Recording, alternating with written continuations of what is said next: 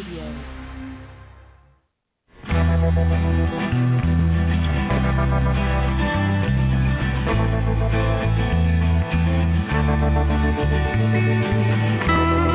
stroll through the pictures, what I've left behind. Here once again,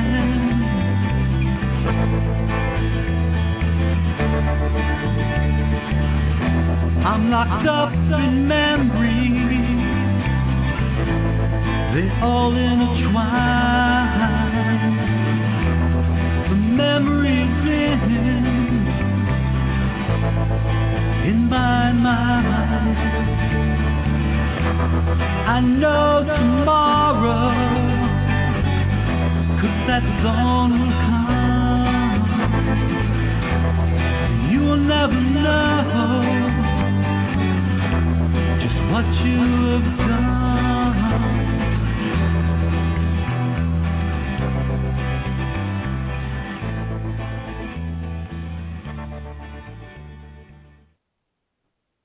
Hello and good evening. Welcome to the NAASCA Stop Child Abuse Now Blog Talk Radio Show.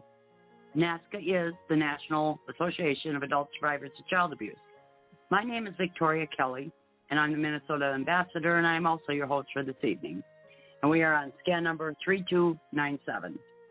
And I'm excited to introduce to you our special guest this evening. However, first, we have a single purpose at NAASCA to address issues related to childhood abuse and trauma, including sexual assault, violent or physical abuse, emotional traumas, and neglect, and we do so with only two goals. One, educating the public, especially as related to helping society get over its taboo of discussing childhood sexual abuse. Presenting facts showing child abuse to be a pandemic worldwide problem that affects everyone. Two, we offer hope and healing through numerous paths, providing many services to adult survivors of child abuse and information for anyone interested in the many issues involving prevention, intervention, and recovery. Again, we are on scan number 3297. If you'd like to be a part of the panel this evening, please call in at 646-595-2118, and any night, Monday through Friday, that's the same time. And my co-host or myself will meet you on the back line and ask if you have any questions or anything to say to our guests. And we sure would love to have you join us and support our guests. Our special guest for this evening is Pastor Deborah Schley, who grew up all over the world in a military family where her mother was mentally ill and now a survivor professional. Living in Pensacola, Florida, she's trained in ministry, mental health, working with substance abuse, and is trauma-informed social worker, all in one. She volunteers with many community organizations. Pastor Deborah says she can minister by text, phone, Skype, in person, and however the Lord directs her, 24/7. She teaches that humans have three parts, being of spirit, soul, and the physical body, and believes that all three are important, and that each area needs care. We look forward to Pastor Deborah being an active member of NAASCA family. She has been for a long time. On these episodes, we welcome various co-hosts and survivor professionals who will assist in fielding questions and lead a variety of topics suggested by our call participants. Their trauma-informed perspectives as survivor professionals will help them guide the discussions on issues of child abuse, trauma, and healthy human sexuality. And everybody's invited to engage in tonight's show. Please visit the NAASCA.org website. That's NAASCA.org website. We have about 42 programs on there. Hello, Pastor Deborah. How are you this evening? Hello, Victoria. I'm doing fine. I'm doing real well. Weather's great. Health is good. So I'm here to do some teaching on the topic of healing. Oh, that sounds great. Yeah. Well, I'll let you go ahead because you've always, and I appreciate coming back all the time and being on the show because you're a regular guest and we really appreciate it. All right. Well, you do your part back there in the back, and if anybody comes on, just, sort of interrupt. All right. Hello, everyone. I'm Pastor Deborah. And as Victoria said, I have a variety. A life has been very filled with many experiences. I come from the military, grew up in that, never was a part of any community, have a warrior spirit, traveled the world, still have, and I still do now on social media. I've had a license as a clinical mental health counselor, which means I had to have a master's degree, plus a lot of other stuff. I was nationally certified as a clinical mental health counselor with the National Counselors Board. I was a lobbyist up in Washington, D.C., and in the state for mental health counseling. I was a representative for the national group on the Public Policy and Legislative Committee, so I had to legislate. I had to go up and lobby and understand law. I worked with the public colleges and universities to write the programs and to help students develop the proper classes they were going to need to be nationally certified. And I was a chairman of a nominating committee. So I've had a variety of experiences in mental health. I worked in a rehabilitation hospital with spinal cord injury patients, head injury patients, burn patients, people with all kinds of disabilities. And I worked with their families, did a lot of group and educational things with people in an outpatient level. Also volunteered in the community a lot, learned a lot, was a guardian ad litem for children of child abuse. I was a state adult victims advocate, went through that training, sat under the Attorney General. I was eyes and ears for the judge in family law. So I've also had training with the police and the sheriffs. So I understand Baker acting and people in psychiatric hospitals. I have been a hospital chaplain, worked in the emergency rooms, working with all the different wards and the doctors and the nurses and helping people die. Been a hospital volunteer. And so I had a variety of experiences of helping people. And what I discovered is we all need help in so many different ways. But here with NAASCA, which is an organization working with adults who've had childhood abuse of any kind, most of it's been sexual for a lot of the people, and it's been very traumatic. And what they have learned is the trauma, the abuse seems to last a long time into the child's teenage years, the adult years, and even into their senior years. So when Bill found me out on LinkedIn with my LinkedIn profile, I was already doing videos on social media and on YouTube with the channel, The Hidden Kingdoms. And I do a lot of spiritual teaching, healing type work. Because what happened to me is I am a Christian, and God wanted to help me to start studying and learning how to help people the Lord's way. So he sort of closed the door on mental health counseling, put me through extensive studying, not in a university, but in books and videos and life experiences to help people the Lord's way. And I was a part of a global worldwide revival in Pensacola, Florida, called the Brownsville Assembly of God Revival from 1995 to probably about 2000. I was on the prayer team. I was on the deliverance ministry team and had a lot of contact with people and things that were never spoken of or taught on in mental health counseling. So I had to learn about what we would call the dark side of mental health counseling, a lot of spiritual issues, and came out of it, and I transferred to now on social media, like a spiritual mother. And now what I do here on NAASCA's radio show is to help teach a topic about healing. And tonight's topic I came up with is what is healing and where does one begin? If one is a child, a teenager, young adult, or an older adult, usually the healing begins when they start feeling depressed or have anger issues or sleeping issues or nightmares, and they end up at a therapist, maybe on medication for depression or anxiety, and that begins a healing. And when you walk into the therapist office, which I used to be one, and I worked in nursing homes and state mental institutions, I was very comfortable with these kind of people. And they want you to talk. The therapist wants you to start explaining why you're there and what's going on in your life that brought you to the therapist office. And so a lot of people are not used to talking about their issues that they privately sort of endure or thoughts that they have. So what happens is that when our healing begins, when we make an appointment with a therapist, could be. Does your healing begin in dreams? It could be. How about when you read a book about something of healing? Is that when it happens?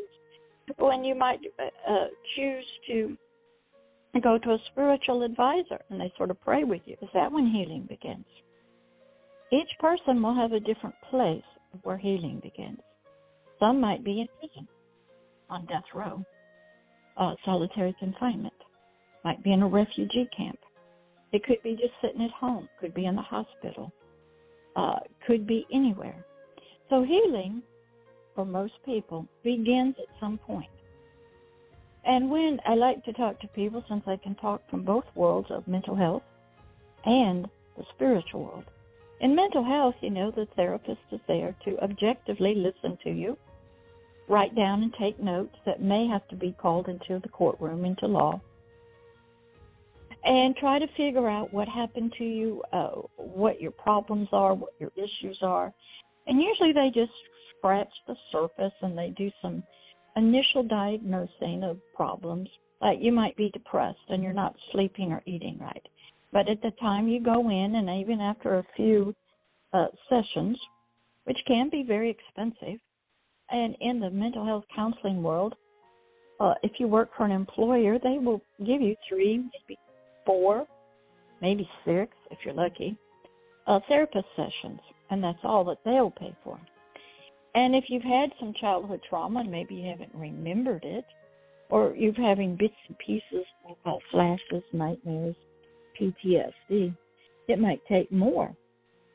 This one young lady I was helping, she was living in my home. She had multiple personalities, severe spiritual, religious abuse, and all other kinds of abuse. And she was with a psychologist here in town. And he said it would take about 6 or 7 years, coming 3 days a week for a couple of hours. She was on antidepressant medication, anxiety medication, sleeping pills. And so she has a PhD who worked with people with multiple personalities, or what they now call dissociative identity disorder. It would be 6 or 7 years of intensive therapy, maybe some hypnosis, maybe some biofeedback, and some other things, in order to sort of reprogram, bring healing to her, and solve some of her issues.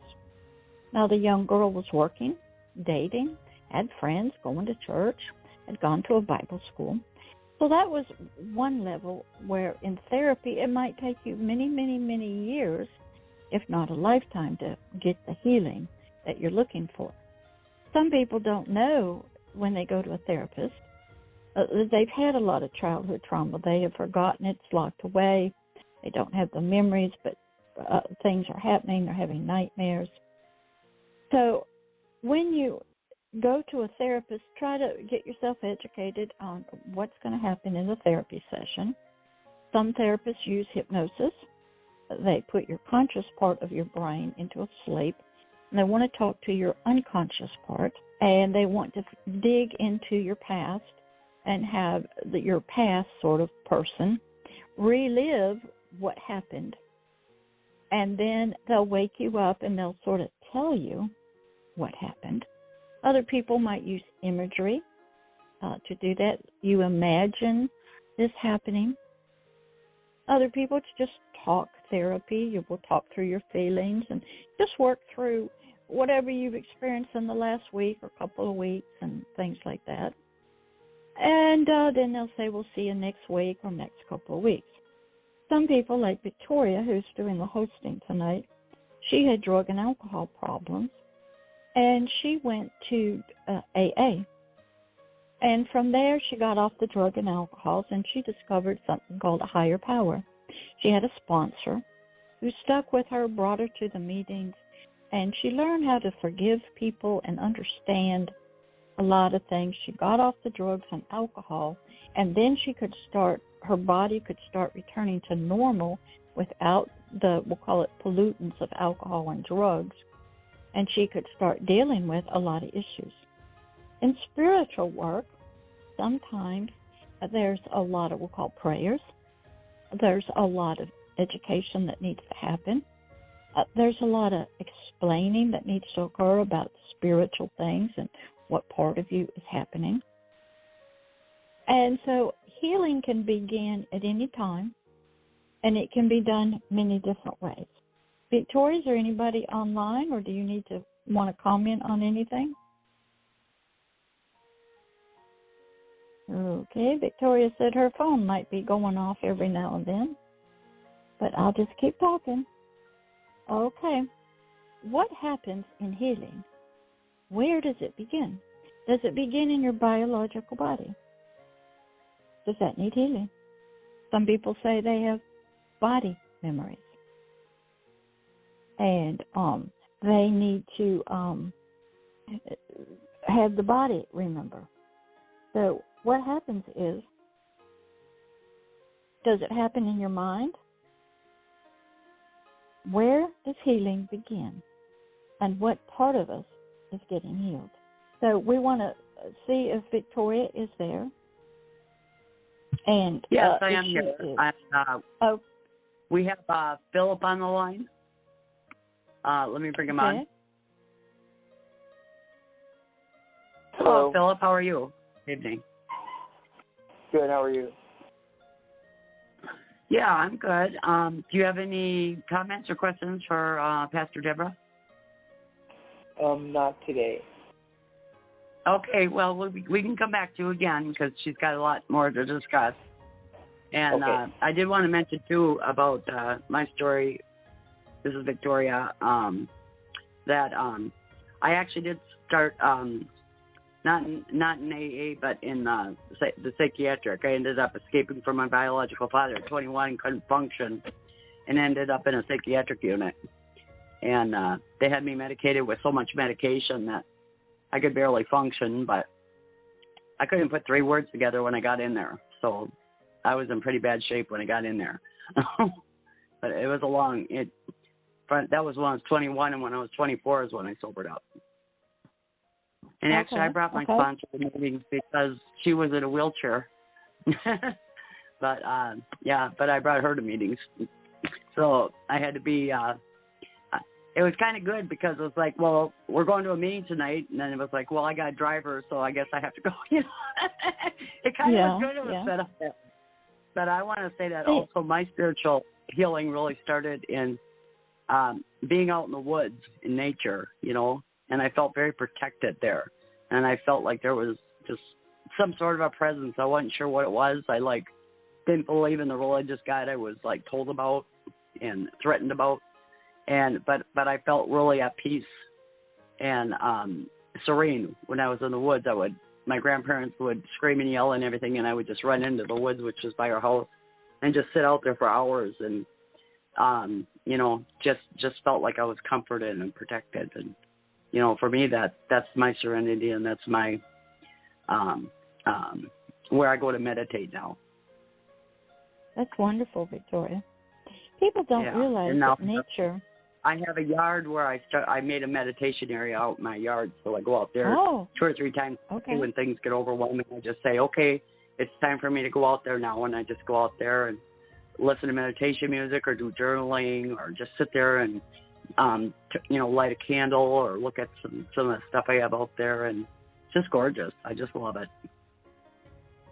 Yeah, years ago, and even now, the nature provides a wonderful canopy, we'll call it, a relationship with us, whether it's animals, to bring healing.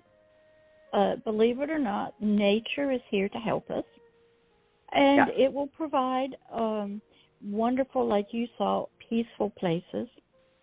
And before there was music or anything, people would go out and look at the stars. They'd go sit on hills and look at rivers and lakes, and they'd look at the ocean.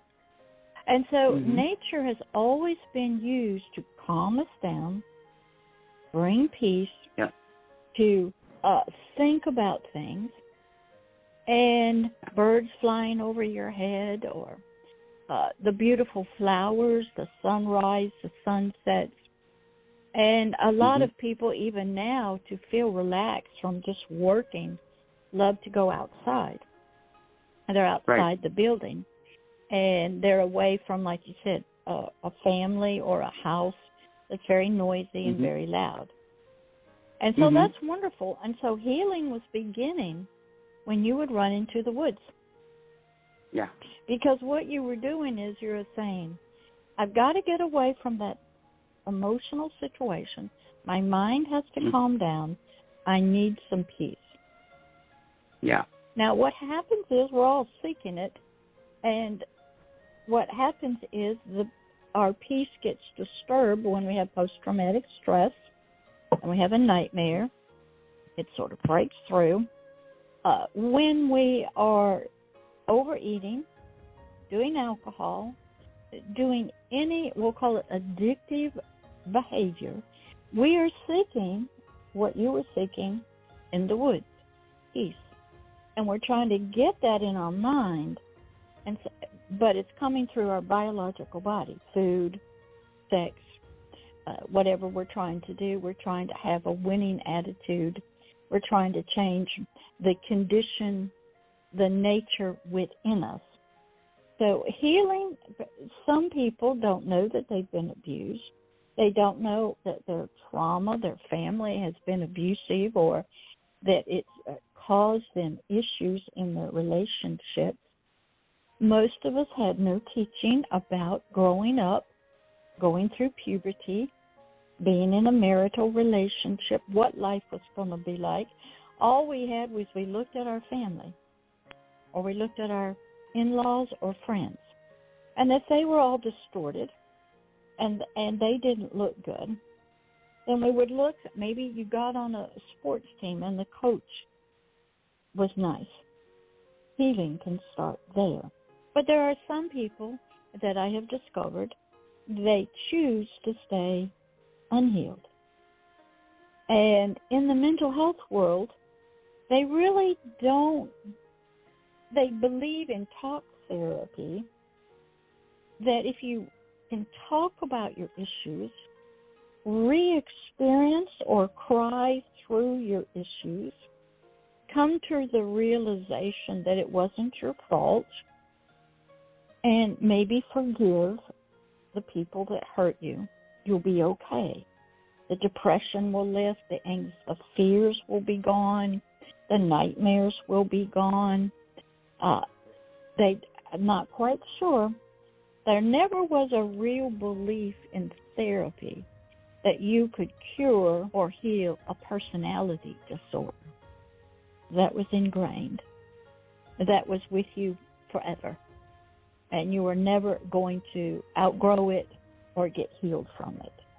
And if you had any psychiatric, very serious ones, they never really believed that you could be healed from it. They believed it was a disease of the brain. Biological things had changed, been distorted from the trauma, and there was no way that you were ever going to really be healed. We can manage it with medication and maybe group therapy and maybe get you in yoga and get you to calm your thinking down. But there never was any cure where they could say, it's in remission. Actually, DID is the only mental health issue that you can get cured from. I do believe that a lot of them, I'm cured of. When I was in it, most master's level people were not trained in it. And a few of your PhD psychologists and psychiatrists were. But a lot of people don't know they have that. And a lot of people don't believe in it. And so it gets misdiagnosed a lot. It doesn't get diagnosed a lot. And the person who's there trying to figure out what is wrong with me, they may not even know that they have it. So it's a rare case. And I had to, when I was getting started, helping people the Lord's way, God threw me in there with those kind of people, with multi-generational Satanists. who were born into a family of severe religious, satanic, spiritual abuse. And the purpose, they would leave their bodies spiritually, was they had to create what you would look at as a Manchurian candidate. Somebody who had multiple personalities. This was done purposely. So they could live out in the world as a normal person, have a normal life, and at a certain time, at a certain signal, they would switch into another personality, go to meetings, do things like the Manchurian candidate, and have no memory of it. Right. And they lived a double life, and they had lots of evil demonic spirits within them. They served them. Never heard of any of that in mental health counseling. And I heard of religious abuse, in the Catholic Church and stuff, but never what that caused in the children or anything like that. So I had to open up my eyes and my understanding of a whole new world.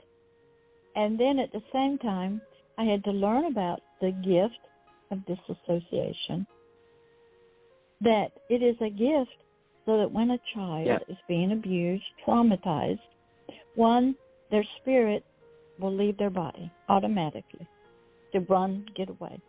Two, the spirit and the mind are so creative, powerful, they will create a part that will go through the abuse, and they'll create a part that's not going through it. And then when the abuse stops, everything kind of comes back together. And it's a way of saving the child from a heart attack or going mentally crazy. And so I had to learn all this. I had to learn to watch people's eyes and their words, and I had to study. And God had to put these people in my life.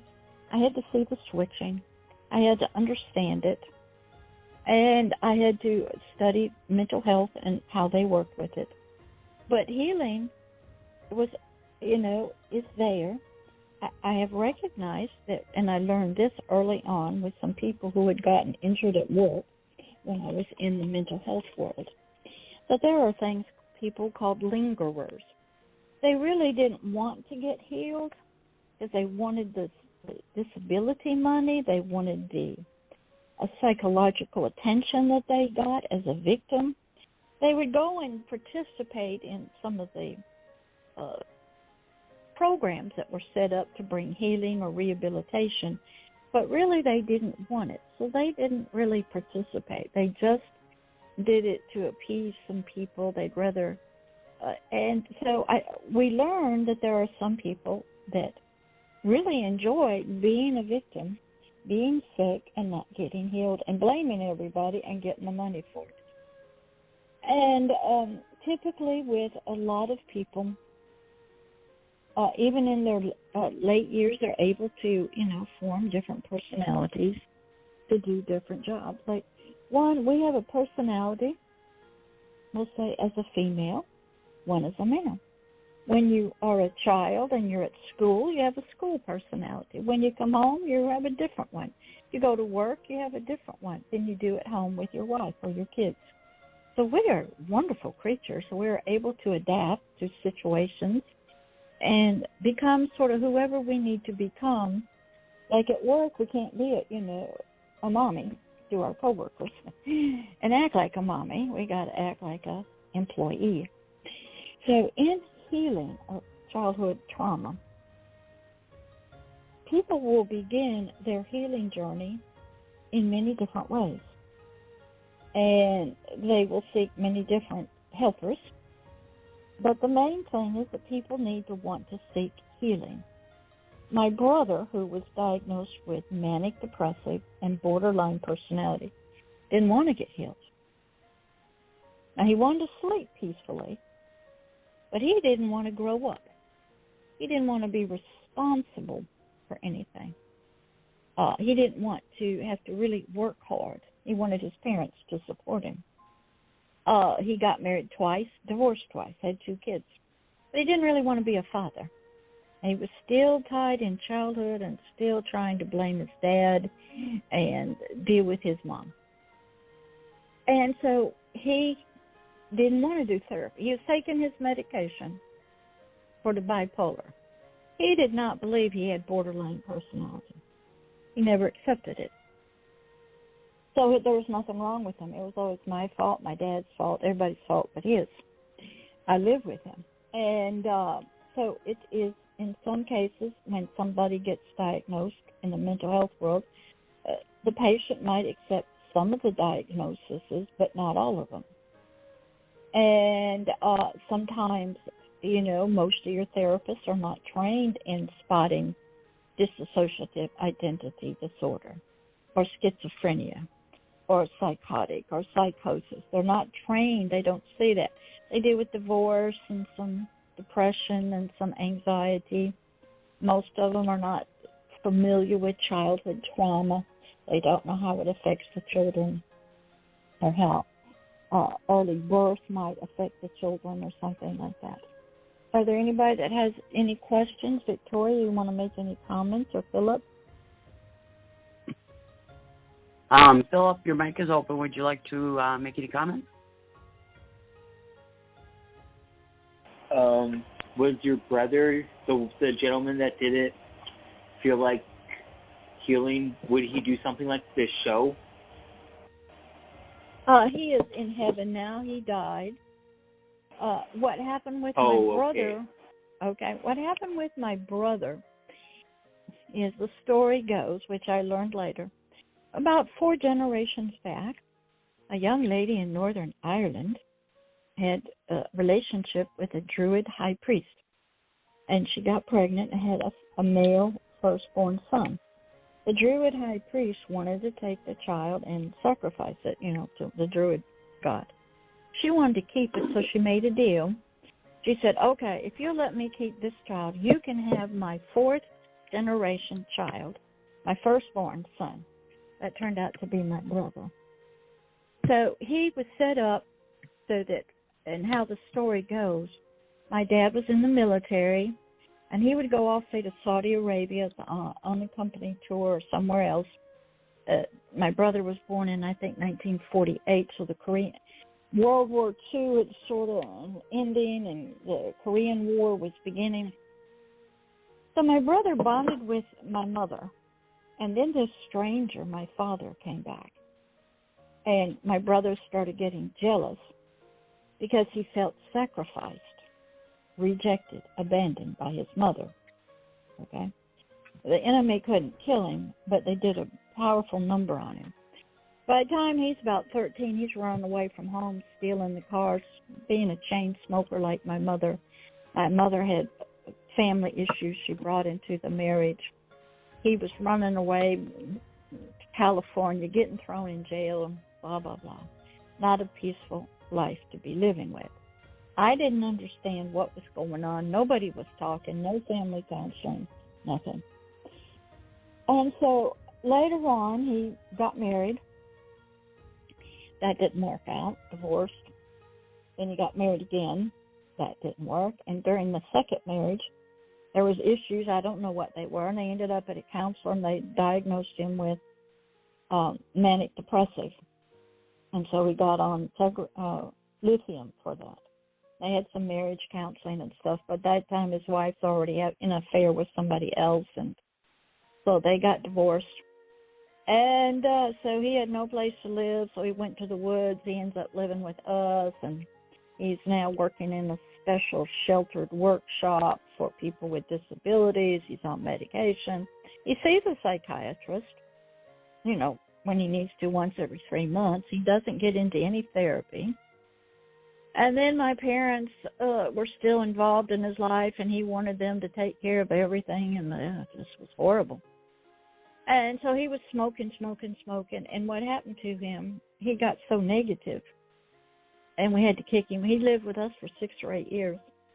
He couldn't even, you know, he's 4 years older than me, and he was so negative and horrible to live with, controlling, taking over everything.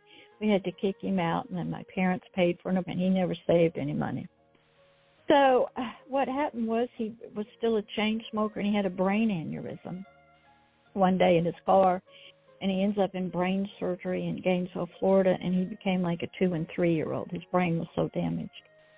And he could never live alone again, but yet he tried to drive his car and wrecked that, and he had to go to assisted living center. And he was taking all his money out, and he wasn't cooperating. He ended up being in a nursing home and passing away. So I watched it close up, didn't have an understanding of it. And but what I observed was he didn't want to be responsible. He blamed his dad.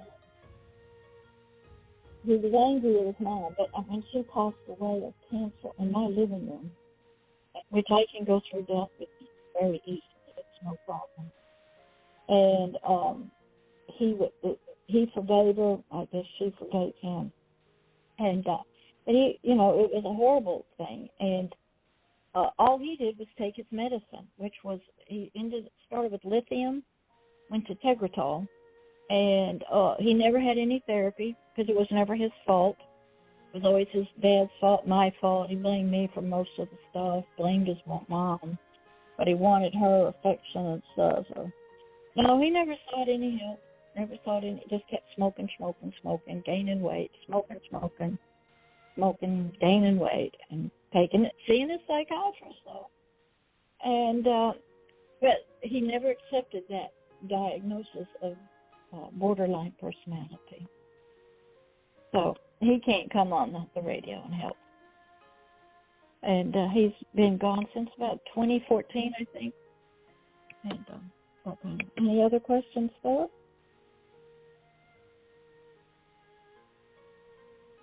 No other questions. I know it's probably hard for a lot of men, Philip, to they don't talk as easily as girls do. A lot harder for them to explain things. And what it takes is if you are seeking healing, the person that you go to, the group or the pastor or the priest or the therapist or a counselor, they have to have an understanding of men, boys, how your brain works, how you are different than a female, how your nonverbal communication is a different form than a female's. A lot of therapists don't understand how you deal with issues versus the females. Most of the therapists are females, not men. Men deal with issues differently.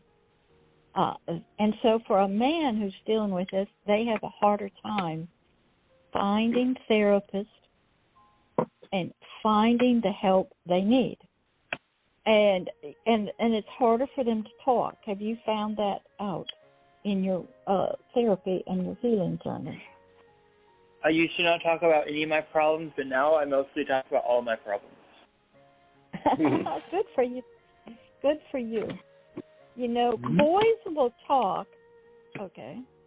What I had to learn was in the mental health counseling world, okay, is our goal was to get you to talk about yourself. Open up and talk. But as a spiritual pastor, I don't have to get you to do that. I am supposed to already know by words of knowledge what happened to you. It's there. What is going on? Sort of, I already know. And I have to be able to properly minister to you knowing what happened to you and what is there operating.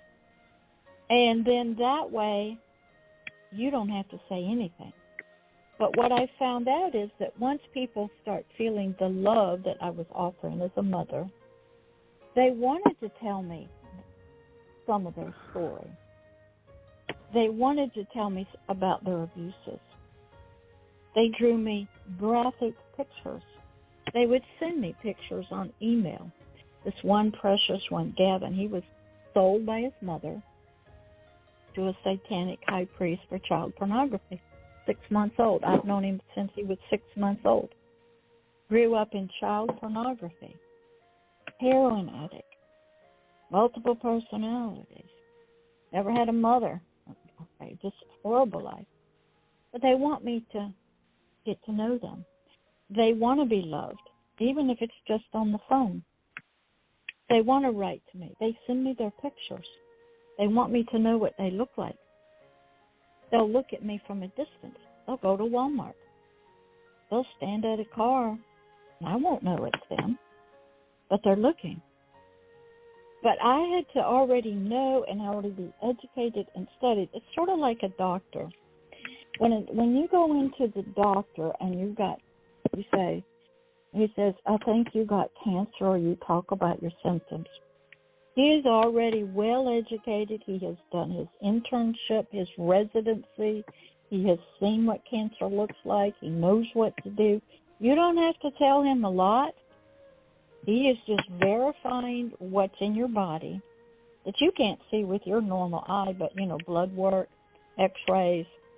He can see in lab work, and he can go, I know the procedures. You don't have to say anything more. And most of us love that because we feel safe, that this person has spent most of his life studying my disease, studying how to heal me. I feel safe in his hands. Whatever he suggests I'm going to do, or the pills or medication, because he cares. He doesn't live a normal life like I do. He spent years in hospitals, very little sleep. He doesn't have a normal life. He's on call in the hospitals. All he does is he's around nurses and sickness and emergency rooms. He lives and breathes in the laboratory and the books, the research. He's not a normal person like the rest of us. But when something bad happens to us and we end up at the doctor or the emergency room or with emergency medical technicians, we feel safe in their hands because they have spent, their lives are different. They train. They're educated. They're so focused on helping you, and they already know about what poisons, what this is, what it does. You don't have to say anything. You can tell by your blood work, looking at your eyes with a flashlight. We love that about the medical community because we don't know what to do. We don't know how to heal ourselves. And if we've tried, it hasn't worked. And then they tell us something that is hard to believe. And they show us the x-rays. And then they have the answers. We don't have to tell them. We just say, I got a pain here. I don't feel right. They know what to do.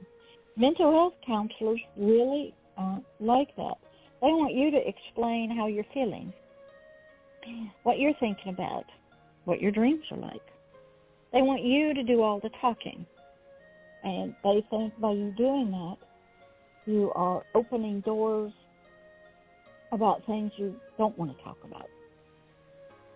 But a lot of times, we as a patient never really feel that safe with a therapist. With a pastor, if they're well-trained, like I was, both mental health and spiritual, you didn't have to say anything. I could look in your eyes and see it. I'd get words of knowledge from God. I moved in the gift called discerning of spirits. I could see into the world. I'd read, studied. I was a well-trained doctor, so to speak, to deal with the most severely disabled, abused, and traumatized people. That took a long time to get there. And I had to learn the difference between boys and girls. Now, within some of the people I worked with, we'll say, Philip, I worked with a lot of men, older than me, younger than me, same age. They were counts, rich people, kings and queens in England. They were judges, lawyers, politicians, policemen, young kids in child pornography, drug cartel people. I had to keep my mouth shut. I couldn't talk to anybody about who I was doing ministry with, who I was getting emails from. They were offering me all kinds of money, wanted me to filter money. I was just, But I had to understand that inside of you, there were children. You got boy parts, girl parts. Some of them got animals. I had one boy, he thought he was a flame of fire because he was going to be a minister, full of passion. And in the spirit, his spirit was nothing but fire. And I'm talking to him on the phone, and all I could see were flames of fire, but a voice was coming out. And he believed since he was born that that's what he was. He wasn't a human. He had no arms, no face, no nothing. Okay, but he had a body, and he was going to be a minister, a evangelist, somebody that was passionate. I try to think somebody like Hitler or something like that who could really do powerful public speaking.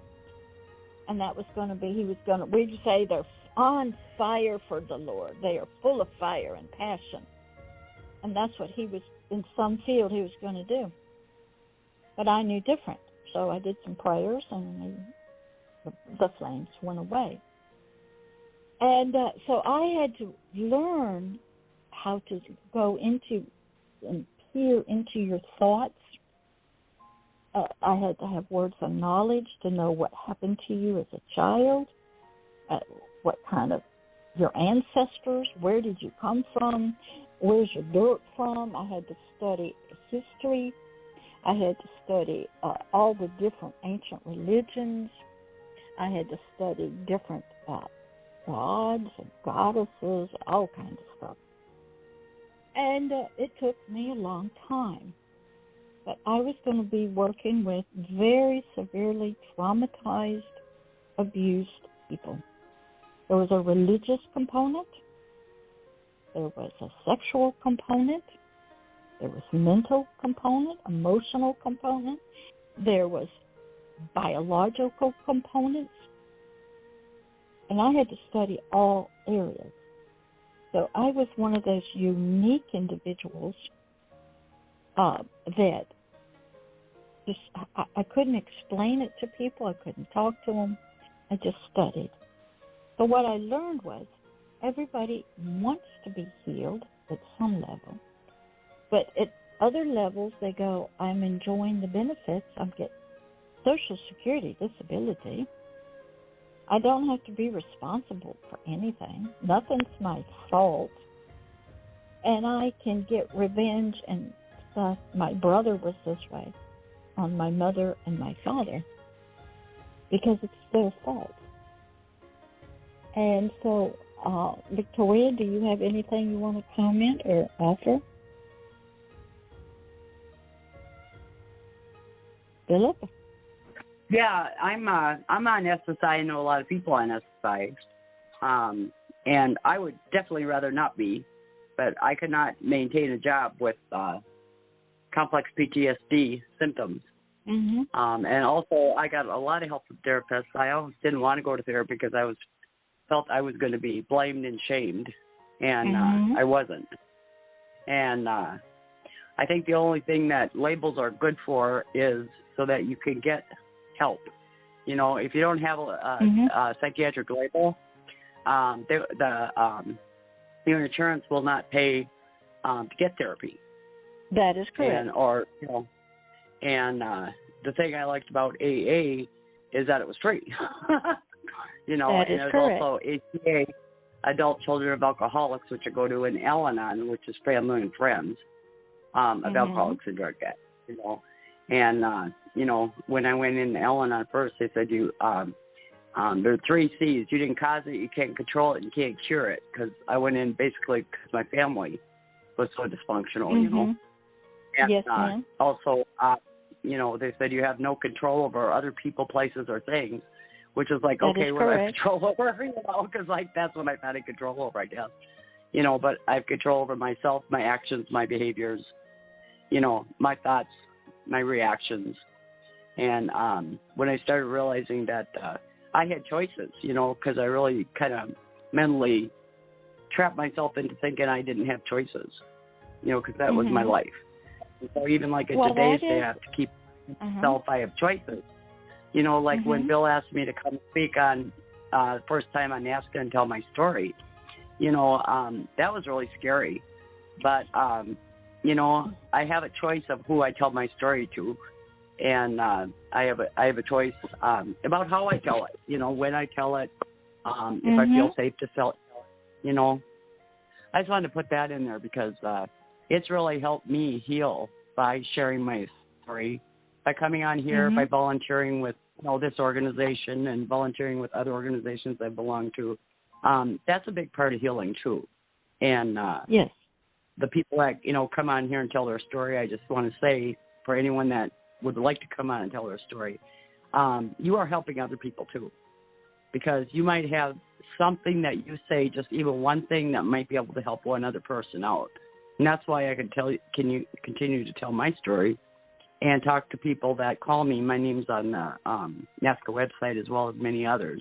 If people want to call and talk to somebody that is a survivor, because that's one thing. We don't focus on like religion or politics or anything like that. The one commonality we all have is adult survivors of child abuse. And that's correct. I just want people to know that, when you call, you're talking to another survivor that hasn't necessarily been through what you've been through. Because we all have our own stories. But the fact is that we don't compare stories. No child abuse is okay. None of it should have ever happened. And anybody that's listening to this, whether, you're a survivor, a survivor, NAASCA so much information on the website. I always want to put that in there. That's wonderful. And then, and that's why we keep bringing guest speakers on, like Pastor Deborah. I just want to say that we're always interested in also having other people come on, because, the education that you're bringing up is really important, that there's so many healing paths and healing journeys. And every time somebody shares a story, I just hope, or, like a talk or whatever, that somebody could just get something out of it that'll help make their life a little bit easier, a little bit better. Philip, you got anything to say about telling your story? Well, the first time I told anybody that my dad abused me was at a men's class at church, and I still haven't told it on NAASCA. I'm kind of nervous to tell it on NAASCA. It's hard to tell the story, especially for boys, okay? And because it seems to be the sexual act it's much different, and it's much more humiliating for boys than it is for girls. But I want to commend you for telling your story, and I know you come on NAASCA a lot, and you are a wonderful voice of healing and hope for many men and young boys. And yes, Victoria, it shouldn't happen, but that's human nature. There is an enemy out there of healing, and doesn't want you to get healed and wants you to stay, abused and that kind of thing. So it takes courage to seek healing. It takes courage to tell your story, even though you're afraid, because people don't really want to hear it, and they don't want to hear that a family member did it. And it's shocking, and it's humiliating. And that area, well, if it's sex, it is not talked about. Not many people, parents, even talk about the puberty. They don't talk about the sex act. They don't talk about the orgasms. They don't talk about all kinds of things. I got a very short one, but it didn't tell me anything about. We don't get talks about marriage and intimacy. I think I got something in high school about how an egg and a sperm somehow, but I'm not quite sure how it got together, and I wonder what circumstances, and a baby's born. But most of us, when we are young, are very immature. We're giggly and silly. Children, they cannot handle this. The children are innocent, and there's a lot of evil stuff that goes on. And so, Philip, I commend you for telling your story. And men, it's a little harder. There was a young guy that had a lot of experiences like you. He actually, have you written it down, Philip? I wrote it down, but I wasn't really happy with it. It was kind of messy, and it wasn't complete. Okay, here's what I want to tell you to do. That'll help you. This young guy I was helping, and he had been abused. Just write it down on a piece of paper, scribble it out, then slowly type it on a computer and put it in a binder, get it spiral, and just keep it. You never know down the road when you need to send out a written form of your story or read it on read a chapter of it. And it can be used years later by other young kids. And it can be read. And it can be as graphic as you want it to be. I have people send me stories with pictures, very graphic. And sometimes that is very helpful. But if you write it just a little bit, maybe by chapters, by age, and stuff, and get it in written form. You don't have to sell it or anything. I always wrote, after I went through an experience, wrote my stories out, type it up, print it out, get them bound up, and then when I was doing ministry or you get a connection with somebody, you would ask their permission. You might mail it to them. And at the end of the book, you might have some healing words for the person. Like, if your story is the same as mine, here's what I did. Sometimes there's prayers for healing, just words of encouragement. There's resources. So your story doesn't have to be, it can be sent out in short form. It can be sent out, in different ways. You can have a little booklet in short form, and so you hand out whenever you're traveling, and say, well, who are you? Well, let me give you this little book here. Just, got a picture of you on a little story. And in the back, you can have your contact information if you would like to, something like that. It is well worth it. It's a freebie that you can do. And sometimes people, before they die, they want to get it all out and get it written out. Whether anybody ever reads it or not, that's not the case. Sometimes you just needed to get it out of your thoughts and bring it out, into the world on a piece of paper. And I have, Go ahead. I said, go ahead. I'm sorry, Miss, didn't mean to interrupt you. So that's what I would suggest, that you take some time and just write. Then type it up, or, you can, because you never know when there's another young one that you need to give it to. And a lot of people, I actually had guys when I worked in the jail a lot, they would write me poems that they had written. Some people write their story in poems, or they write their story in songs, or they do it in paintings. Okay, they put it, and they would give them to me. Because they wanted to talk, but sometimes this was the only way they knew how, in a song or a poem. And so they would write it. They'd get it out, get that, relief themselves of it, and they would give it to me. And there's a lot of people that need to hear it, and I just keep it. And on this YouTube channel, The Hidden Kingdoms, which I have, I videotape myself reading their stories. Letters I wrote to psychics all around the world, and letters they wrote to me, and letters that were written to me by people, and all their horror stories. And I have a volume coming up, volume 2 in the Kingdom of the God Beloved. It's going to be very graphic of the stories I went through and the people that I worked with. You get it out, and a lot of them are passed on into heaven.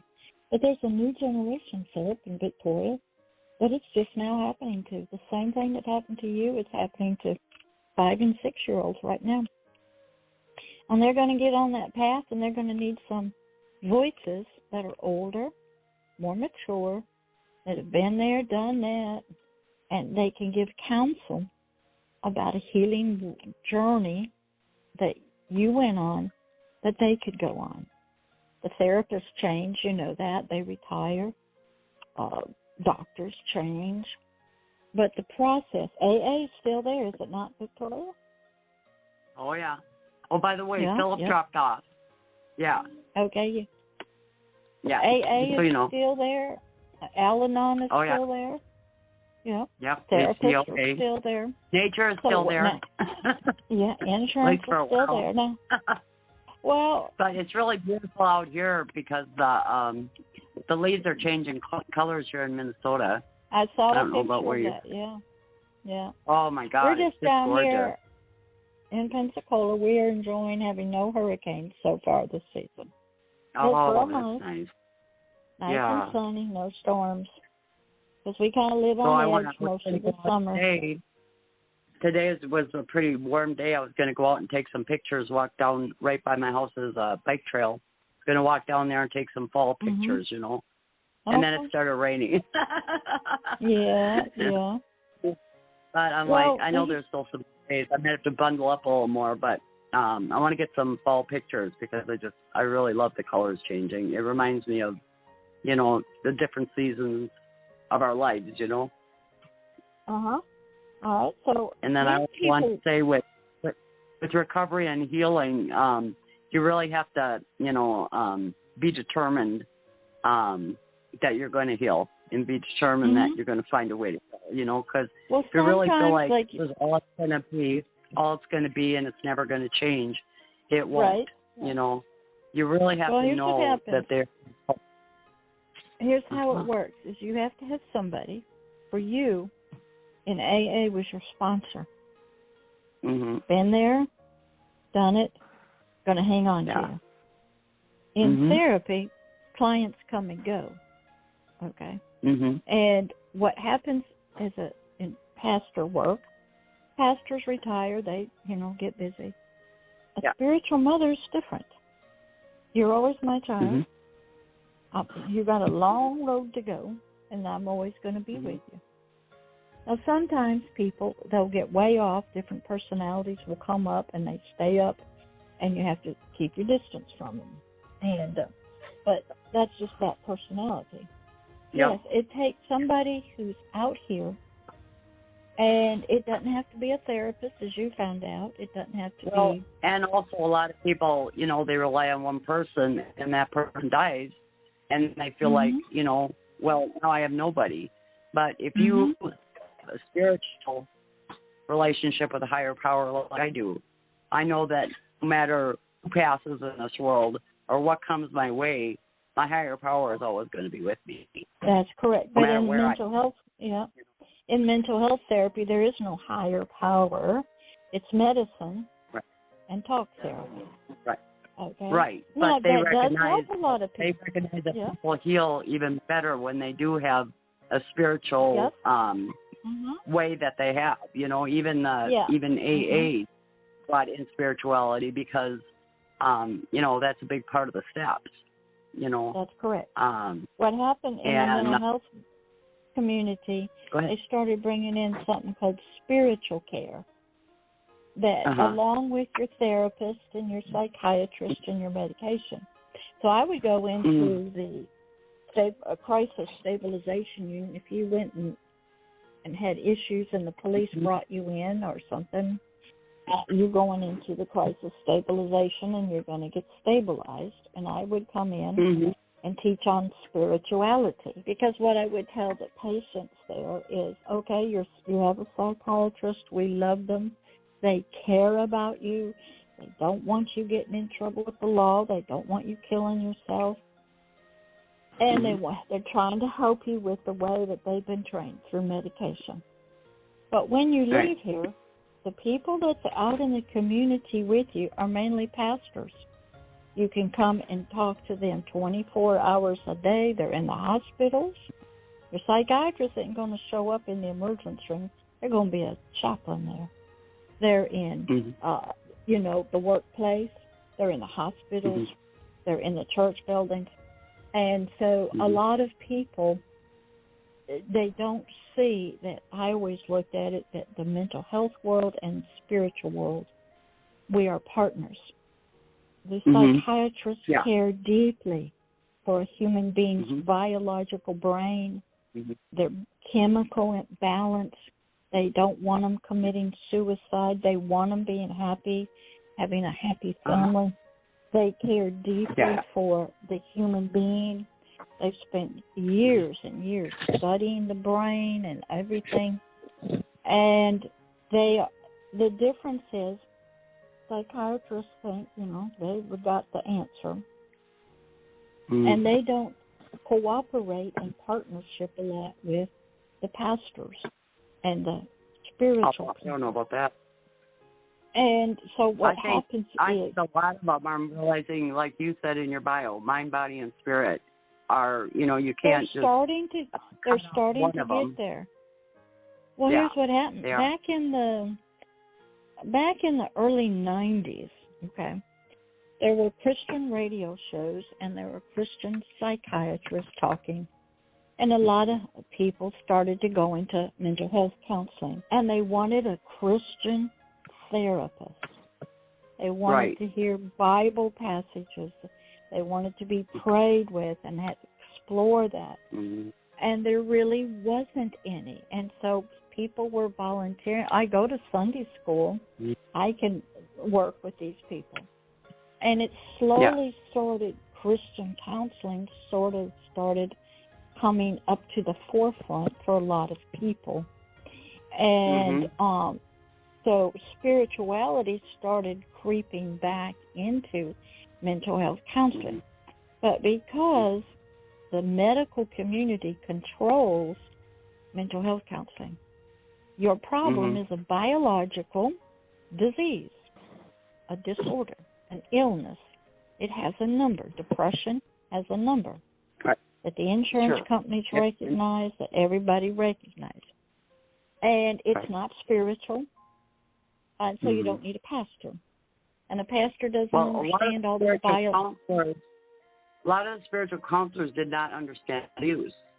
They weren't trained in that area. That's correct. I've got a lot of friends that thought to go to a Christian counselor, and they would understand abuse right away. Thing is, let people know that whether you go to a pastor, whether you go to a counselor, whether you go to, wherever you're going, find out what experience a person has. Like, you came out and you told us your experience, and then somebody's going to be more comfortable coming to you knowing that you not only have the spiritual part of it, but you know about child abuse and you know about that.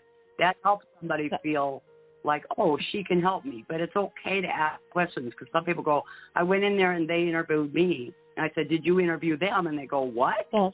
And I said, like what their training is, what their degree is, how they can help you.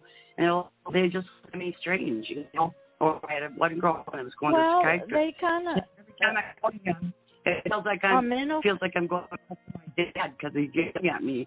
And I go, you know what? You can get a damn psychiatrist. No. Well, here's how it works, Victoria.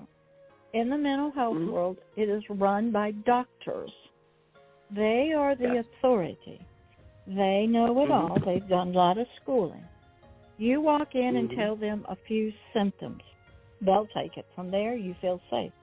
So when a person goes into a mental health therapist, a psychiatrist, we don't say much except, I'm just not sleeping a lot at night. Okay? Yeah. I'll give you that's it. Because most people don't want to expose their true story, what's happening. And so they don't interview the therapist, because most clients don't walk in with knowledge that they've been abused as a child with all this, so they don't know to ask the questions. But I was trained by God himself, the higher power, that everybody that came to me on the phone, everybody coming into my life, everything, have all had this issue. I didn't have to ask any questions. It'd be like if you're a cancer doctor and you get all these patients. They all got cancer. Okay? That's just the way it is. Okay? That was my expertise, spiritual abuse. And it came from physical abuse. So I didn't have to ask them a lot of questions. If I had questions, I went to my higher power, and he'd give me words of knowledge. But I had to recognize, I had to see the trance when a multiple personality, going from one personality to another, blah, blah, blah. So I had intensive training to help people the Lord's way.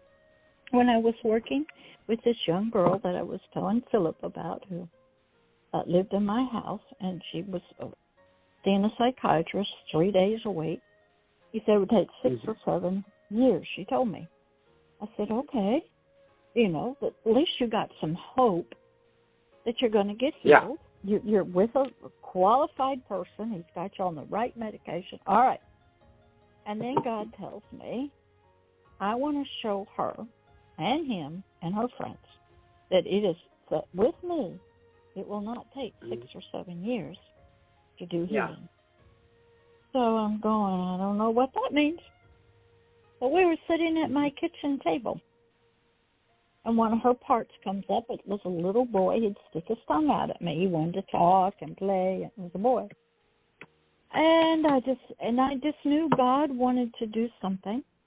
He was going to show them and me how he does healing. Okay? Right. And that he can heal you. He can take away a lot of your parts, call them, your personalities. He can bring healing to your mind. And he was going to do it differently than the psychiatrist or the psychologist. Right. Now, this psychologist got in trouble later. He had sex with her, got her pregnant, a violation of all kinds of stuff. Okay. He was a married man, just not a good story. All right. Because when you are a therapist, there are ethics that you must abide by. These are very vulnerable people that are coming to you, and you cannot treat them as family. You cannot mingle with them. If you notice, you don't hang out with your doctor. You don't play golf with them. They don't go to the same clubs. They can really have no contact with their patients. They can't do anything. They have to sort of... If they see you out in public, they can't even acknowledge. That is correct. Yes. Mm-hmm. Because they have to, because it's ethical. They are in a position of power, authority, and you are a victim. And it's too easy to take advantage of somebody who is having issues. So healing is something that having one tell their story can begin somebody's journey, writing your story down, not to sell it or make a book, but just to have the memories of it, like writing in a journal.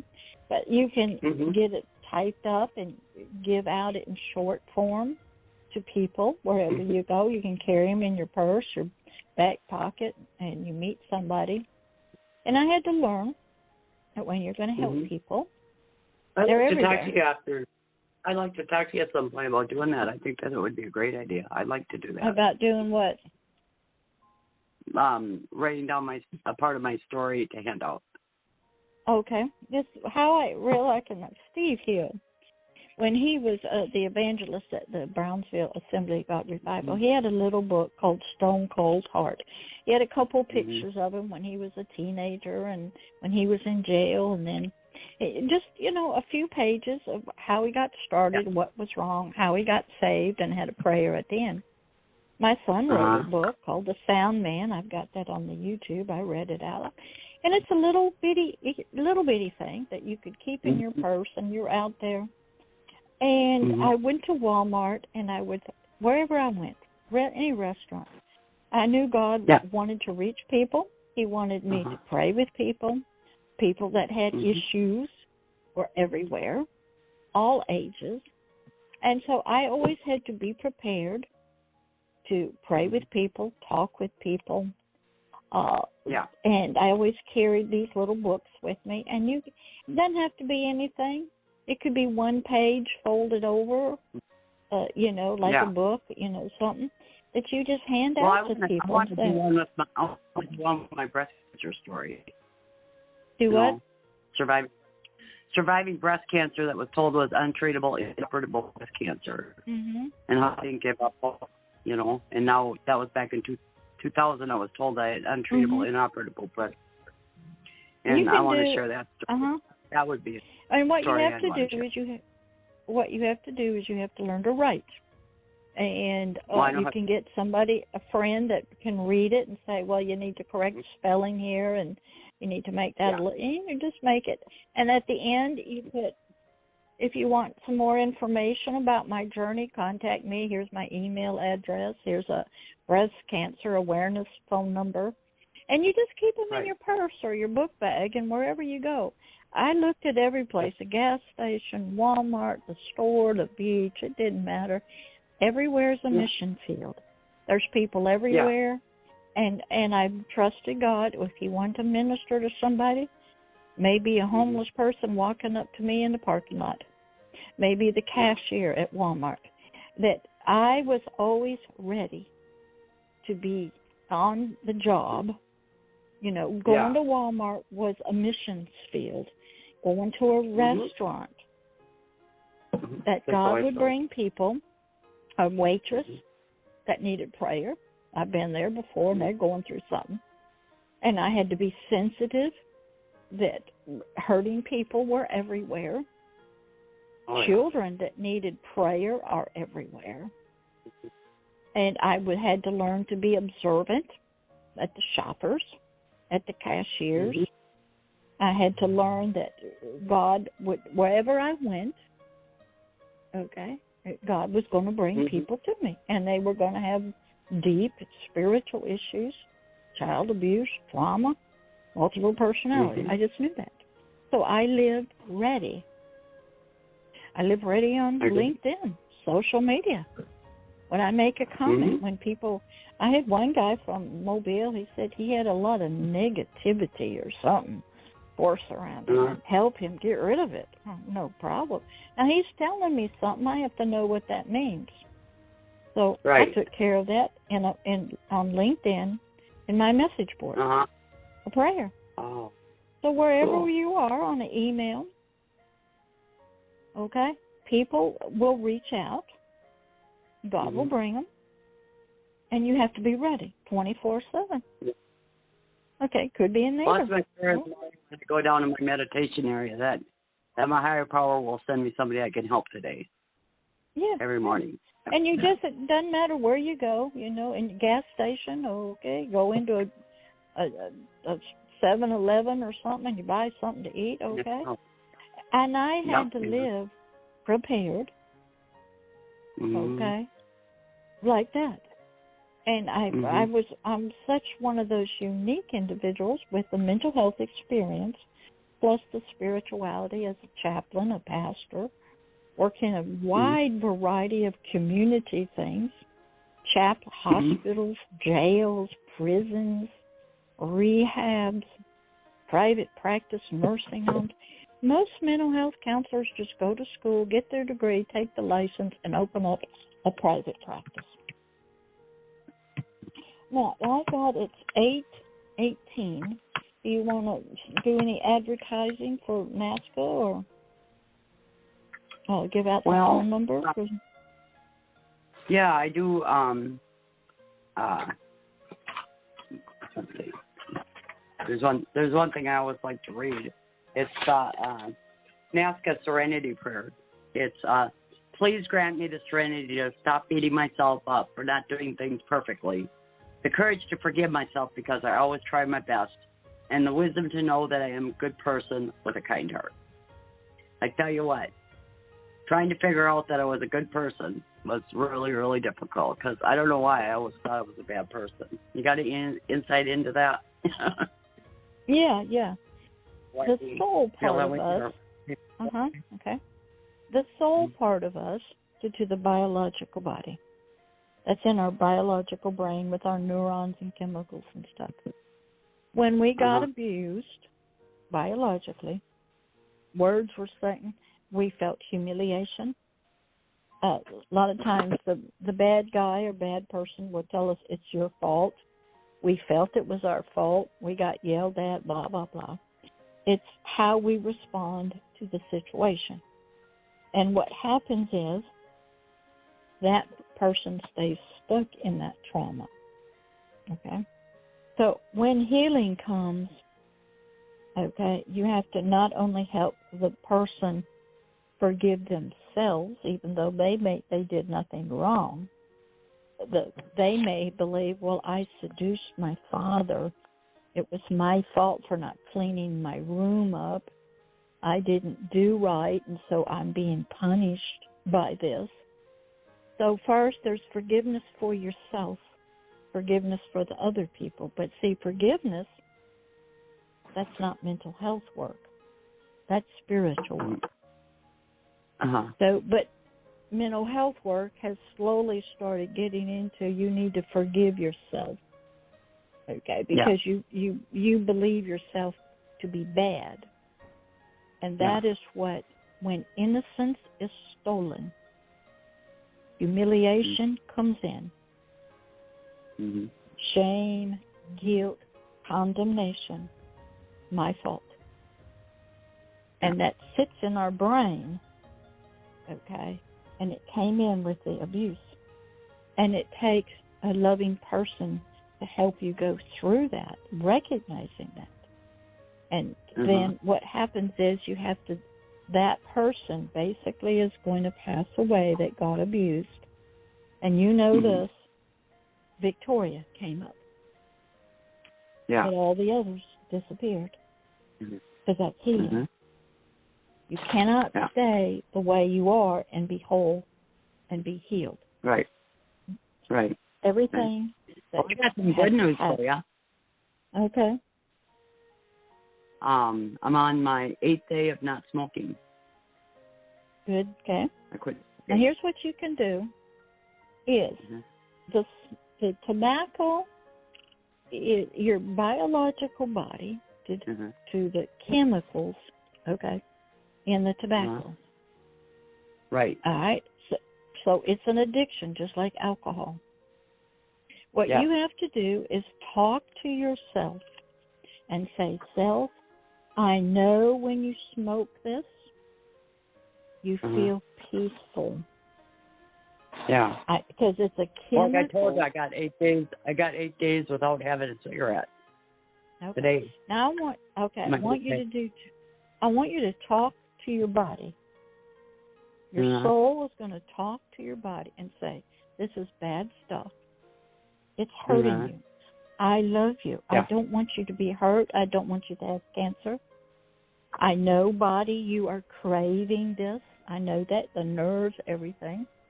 So you're talking to your body, but you also got to talk to yourself and say, self, you don't need this drug called tobacco. Right. People go from alcohol to tobacco.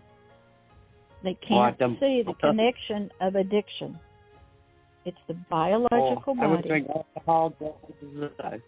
I was doing everything. All right, here's what happened. All right, just listen. Your soul, your thoughts, your feelings are saying, I'm stressed out. I have no peace. I want to feel good, peaceful. Okay, that's the thought. You are so used to using your body to get that result for your soul. So when the biological body feels peaceful through alcohol, drugs, tobacco, you, that hidden person in there, goes, I feel at peace, because your soul, your hidden man of the soul, your biological body, is one with your biological body. You're using your biological body to bring peace to yourself. The problem is the biological body gets addicted to the chemicals, whether it's alcohol or tobacco. Then your body becomes the driving force and forces you to do it, and then it's no longer peaceful. And now your body is going to suffer. But I got about 8:24. We have about 6 minutes before the end of the show. Do you want to close it out and you want to play the music? Yeah, I'll do that. And I'll see you next month, unless Bill needs me. Okay. On the 4th Tuesday. Okay. So go ahead and close us out. You got 6 minutes to give all the NAASCA stuff and the music. Okay. Wonderful. Well, if anyone would like more information, you can go on the NAASCA.org website, NAASCA.org. And we're on scan number 3297, which means that there's 3,297 episodes that are archived after the show, and you can go back and listen to any one of them. If anybody would like to be a guest on our show as a survivor, it's very, very easy. Go on the website or call one of the people on the website. We have a whole bunch of resources for every state, into the cities and everything else for adult survivors of child abuse. We're on the Facebook, and we got a regular Facebook page and a closed one for survivors. So we have a lot of resources, and we hope that anyone that is still out there and is hurting or feeling alone, please contact us. We're here to help, and we've been there too. And I used to believe that I was alone, and I don't want anybody that's an adult survivor to ever feel like they will have to be alone. You never have to be alone again. We're here. Thanks for everything, and thanks for listening. And I'm going to find the end of the song, and have a good evening.